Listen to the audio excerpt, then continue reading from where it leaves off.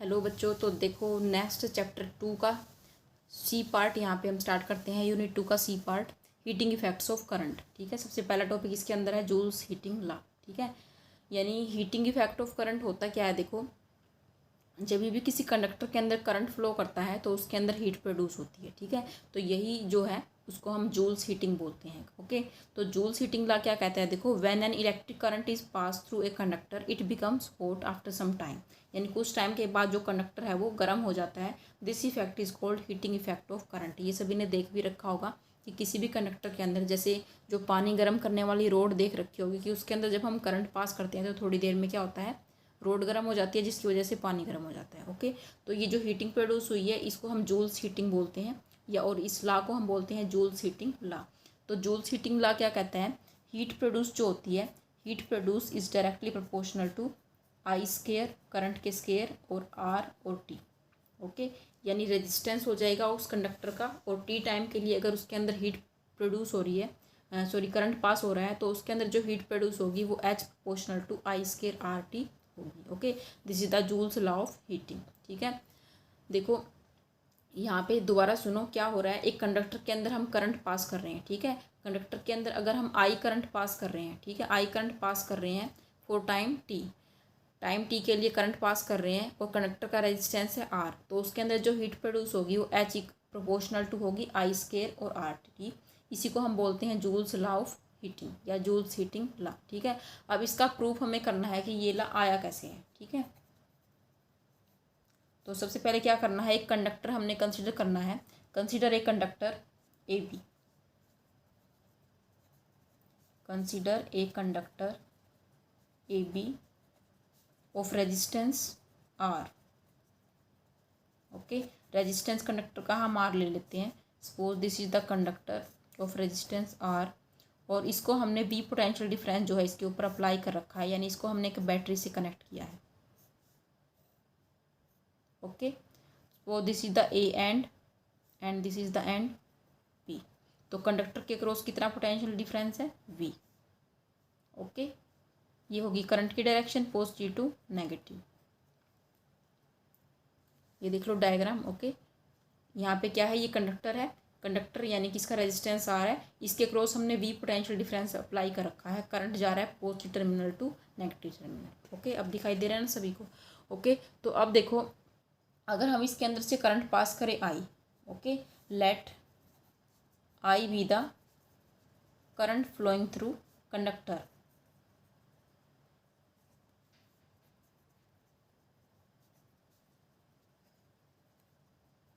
Okay, T be the time for which current flows and R be the resistance of the conductor।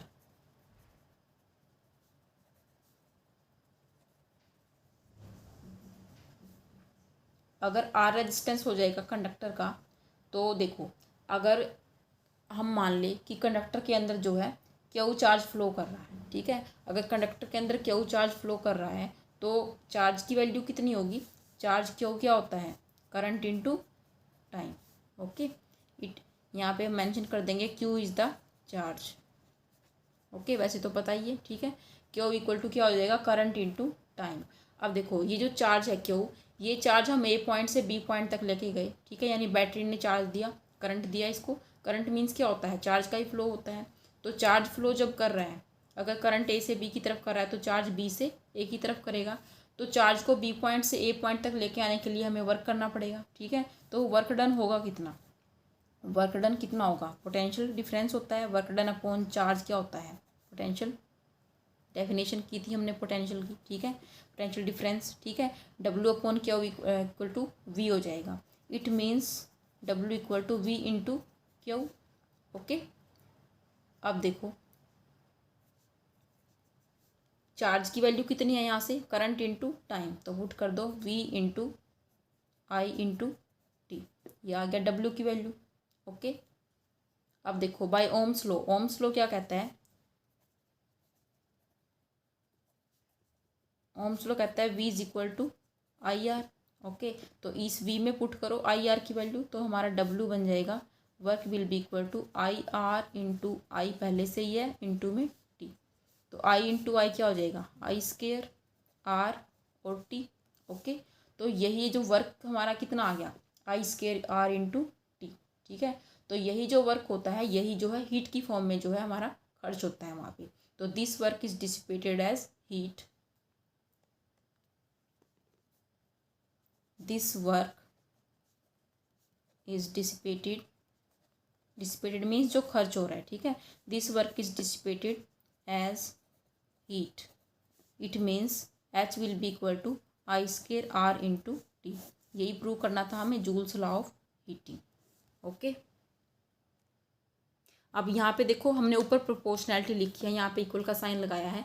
It means यहाँ पे जो constant of proportionality है उसको हमने क्या लिया है, यूनिटी, यूनिट वैल्यू है उसकी। ओके, अब बच्चों देखो ये जो हीट आई है हमारी, हीट क्या है, एक एनर्जी है, और सभी एनर्जी की यूनिट क्या होती है, जूल होती है, ऐसा यूनिट। तो ये जो हीट आई है ये अभी जूल में आई है। ठीक है, अगर हमें इसको कैलोरी में कन्वर्ट करना हो तो इसको हम क्या करेंगे, 4.2 से डिवाइड कर देंगे। 4.2 यानी जो हीट हमारा जो वर्क आया था, अगर हम इसको 4.2 से डिवाइड कर दें तो ये हमारा आंसर आ जाएगा कैलोरी में। Okay, W/4.2 calorie.